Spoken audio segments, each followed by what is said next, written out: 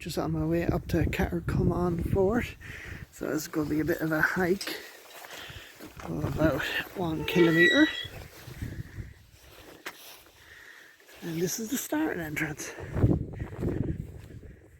So Cahercommaun fort is actually a hill fort. And so why it is here. So throughout the 7th and 8th centuries there was intense rivalry between the populations of the groups, and that's what the fort looks like. So it's early medieval residence on the side of a cliff basically. It's very similar to Dunais in the Aran Islands, but it's here in the Burren. And you can see there's the cliff, and it's got 3-ring concentric enclosure walls. And was excavated in the 1930s, and they discovered at least 12 stone buildings, although that doesn't mean there's 12 stone buildings all at once, but over history there was 12 stone buildings there. It might have had up to a family about 40, so it's basically a protective residence, and that's what it looks like from the air. So we're going to start hiking and have a good look around. So I'm still walking. You can see it's a very pleasant walk along this path, bar for the cow poops. But you get a real sense of the ancient here as well. These trees covered in moss, especially this time of year, winter time, very quiet.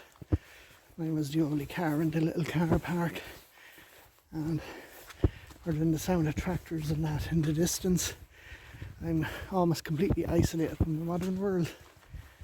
It's like I'm slowly walking backwards in time. So that's really cool. It's just nice to get out and get some fresh air. And hopefully at the end of it we'll get to see an impressive early medieval 8th century stone castle.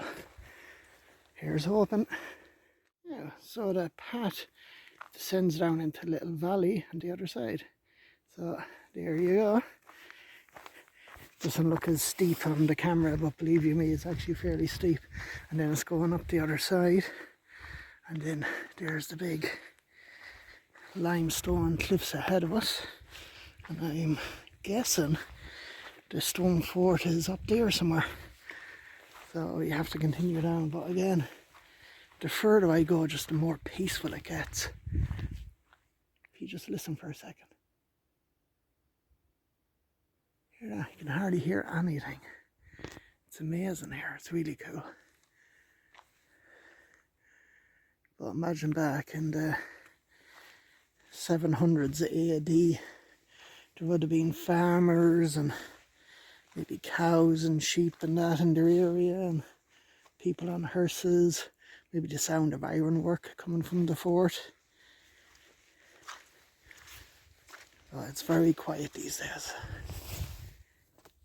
Yeah, this is a fairly steep climb, so always make sure to wear good footwear so that you have a good grip, and also lots of wet weather gear so that you keep nice and warm, and also bring snacks and drinks, very important. Yeah.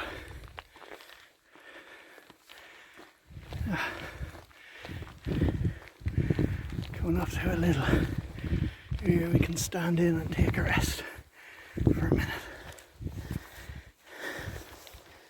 and then the path continues up the cliff. Oh, it's nearly at the top. A few last steps. But where to go from here? That is the question.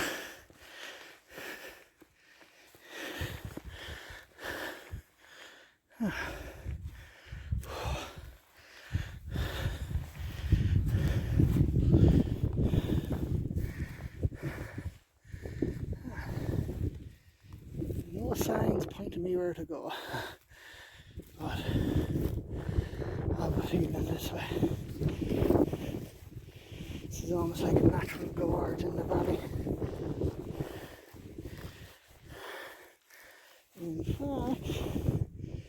mightn't be natural at all, or if it was, look at these raised stones here.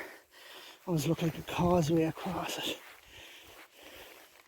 It's possible that this is a kind of a roadway across that ditch there. So if this is the roadway across, then I'm guessing the clifftop fort must be over here somewhere. Maybe I'm wrong.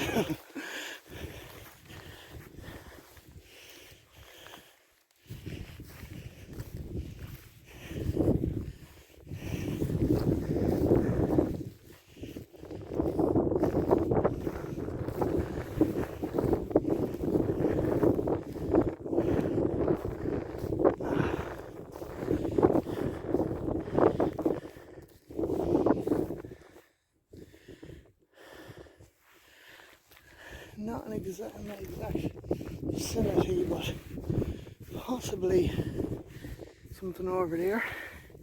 Looks to be a high stone structure sticking up over the ground. So I bet you that's the direction I have to go. My rambling's trying to find the fort and disturbed rabbit. I'm not sure if you can see him. There he goes. So he's not happy. He's like, I had this whole place to myself. There's some Wally making YouTube videos. He's making noise. Yeah. Well, I'm still scouring this plateau looking for it, so I went onto Google Maps and seen my position. And so I think I'm going in the right direction towards the fort. It's always a good idea if you're lost, just check Google Maps and put it in the landscape view if possible, or just do the satellite photo view, which is what I'm using. And I was able to see more or less where I am.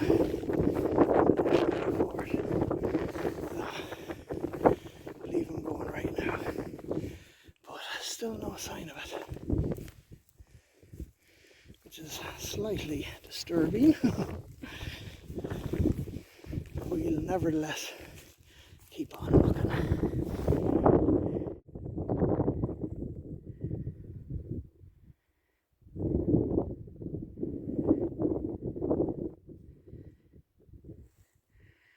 My companion, the rabbit, or actually I think he's a hare, is continuing to follow around where I'm going. So that object I seen earlier on, which I thought might have been part of the fort, looks to be just a cairn of stones, probably put by people to either mark the height around here or to mark a point for viewing. But it's definitely not part of the early medieval castle. Now, this is why the Burren is famous. See those stones there? This whole place is limestone everywhere. So I have a feeling the fort is just over here. Can't be too much further.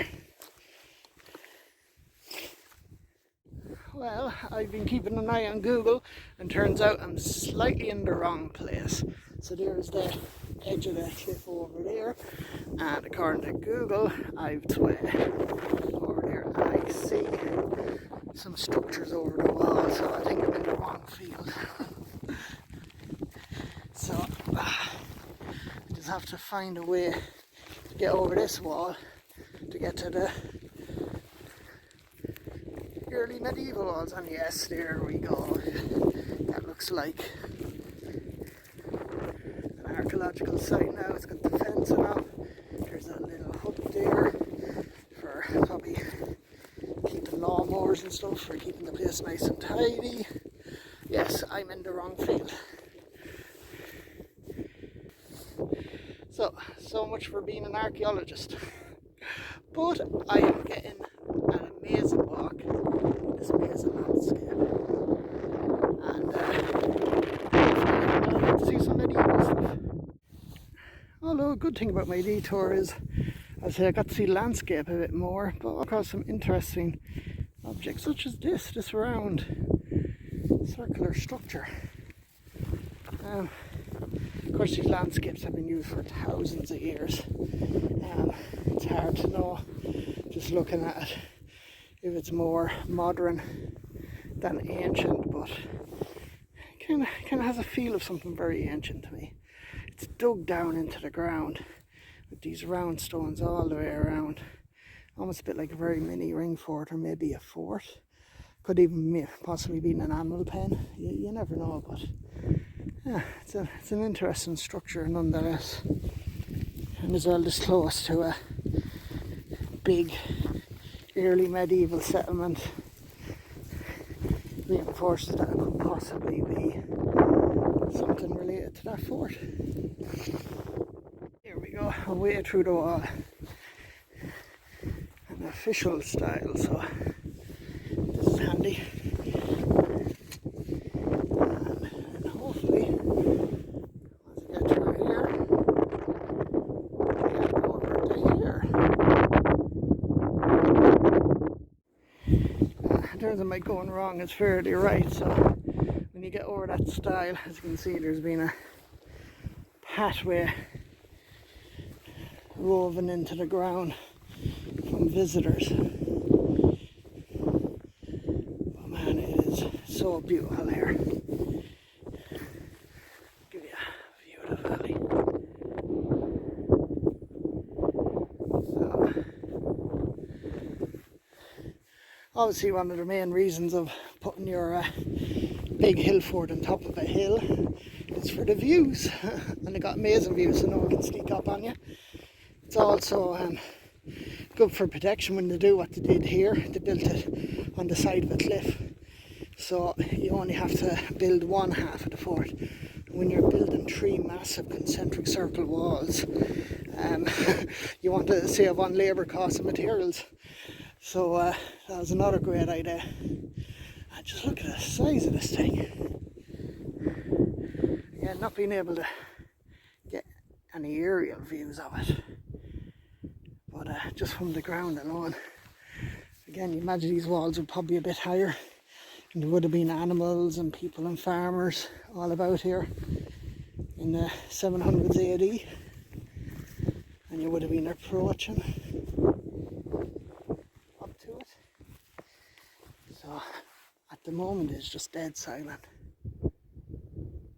apart for the wind, but you can imagine all the noise of the animals and the people and the farm work, and then the smells. You have to think of the smells coming from it. Maybe a cooking and the animals dung. That's one thing when you come to archaeology sites, which is the hardest thing to do, is to bring life back into it. Because these are living structures. They were built by the living, for the living. Unless they were ancient burial tombs, but even at that, they have a purpose for the living. So there's always something going on. Might have even been people singing and that. And, you know, when you're doing back-breaking labour, you even see it today, sometimes songs that make it easier. So this would have been a hive of activity up here in the Burren, up on the side of a cliff. And being able to build such a big stone castle just says immense power. It also says we own here, this is ours. We've been here long enough to build this massive thing, and we're powerful enough to build it. So it's all about sending a message, it's all about optics. It's a bit like somebody driving a BMW, you know. It's like, you know they're wealthy just by the car to drive. So you know these people were very wealthy because of the kind of house they lived in.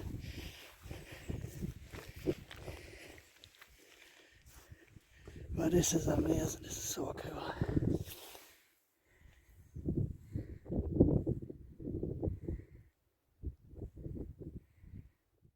And when you approach up close, start really seeing the size of those walls. the amount of stones that went into them.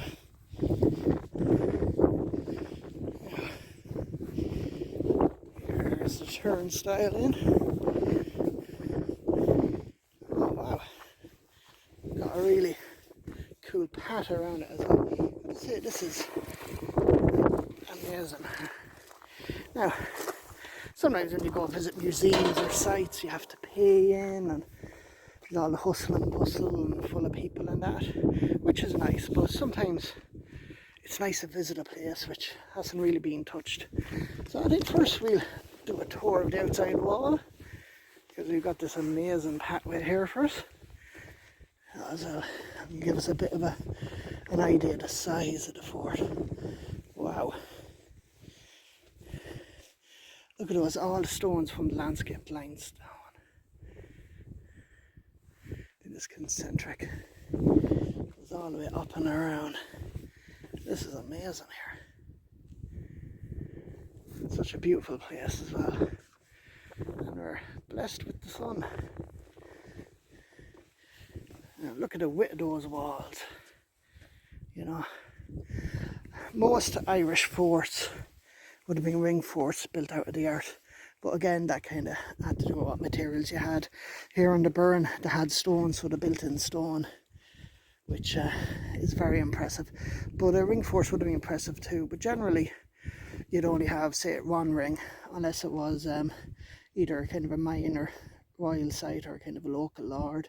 Then you have your kind of double ring fort, and then your triple ring fort, and this one's triple ring, so this is almost like bit of a local royalty site.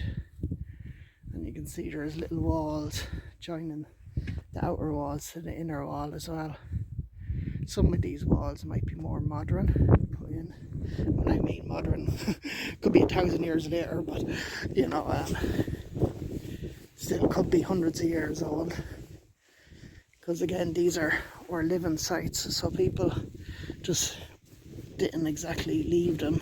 They would have used them for animals or that. And some ring forts and that were being used up to the 1600s.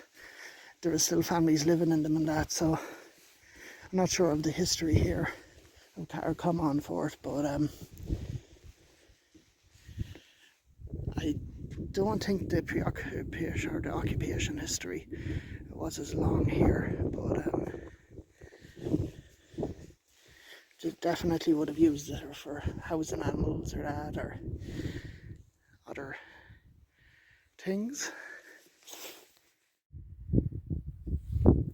Yeah, it's almost like spokes of a wheel, and you can see the inner fort there where the population would have lived. It would have been a king group or a tribe.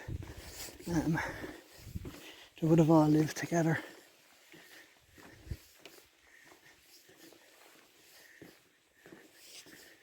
I gotta say, this is so well done here, with the nice plastic pathway put in.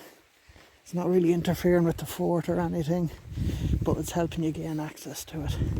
As you can see, the ground in there is very wobbly in that, and you don't want people crawling over the walls and end up damaging them or that. So this is a great idea. And wow, here we're coming to the cliff here. Wow, look at that. There's another cliff.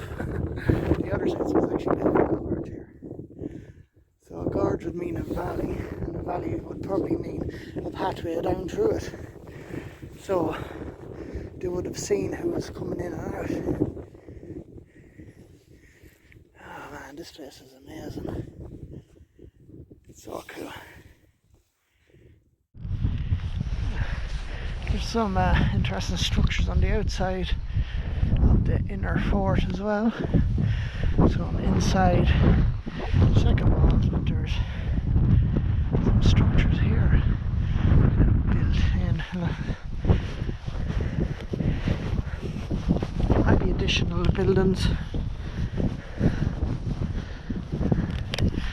Saying there's no obvious way directly into the fort, but they would have had some way back in the past, obviously.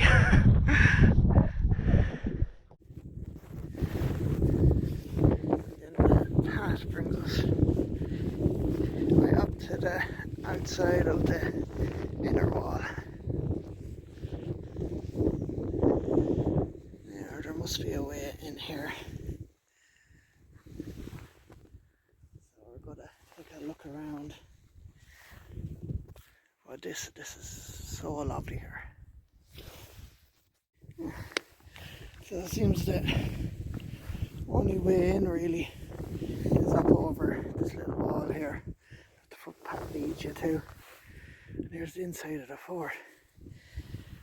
Look at that, there's even some structures still left in there. Now, how they got in originally, I'm not sure. There might have been, well, I know there were souterrains and that was discovered, so maybe there was like holes in the wall that let you in, possibly like little tunnels or that. But this is what their Hillfort was parked up next against.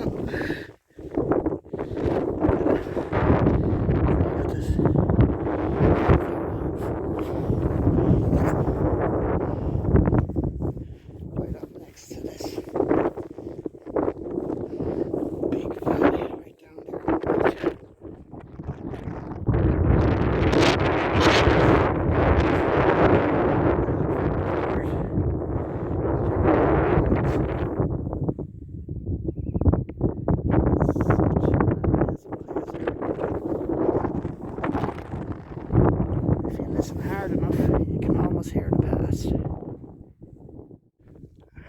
So up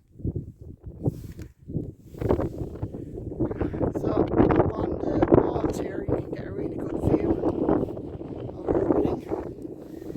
Firstly, you can see how thick the walls are. I mean, that's absolutely amazing. And that's where the main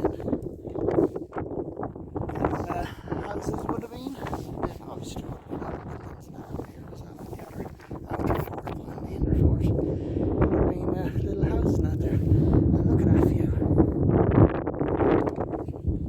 That is so good.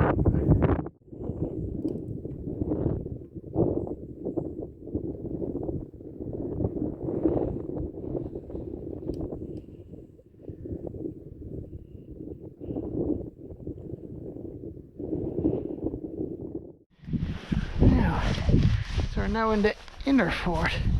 You can see all these remains of structures that was here. This was excavated in 1934 by a Harvard expedition. So they used to come over to Ireland and excavate various forts and that. And that's where a lot of our dates come from, that it's believed to be 8th century in date. There's always a possibility there might have been other structures here beforehand, but this fort, this castle, is definitely early medieval. And almost immediately you get a sense of calm. So when you're up on the wall, it's windy and blustery and cold, but down here, especially protected by these big stone walls, it is so quiet. And see these niches could be used for stuff. There probably would have been steps up and down and that, all these different areas. And there could even be tunnels in the walls, and also there were souterrains, which is a tunnel underground, I believe for storing food, but there also could be escape tunnels. This is really cool here. This actually looks like steps up, possibly. Yes, I believe this is actually one of the original ways up onto the wall. Because you can see how far it looks like you could just step up there and then walk up and walk along the top of the wall, have a good view.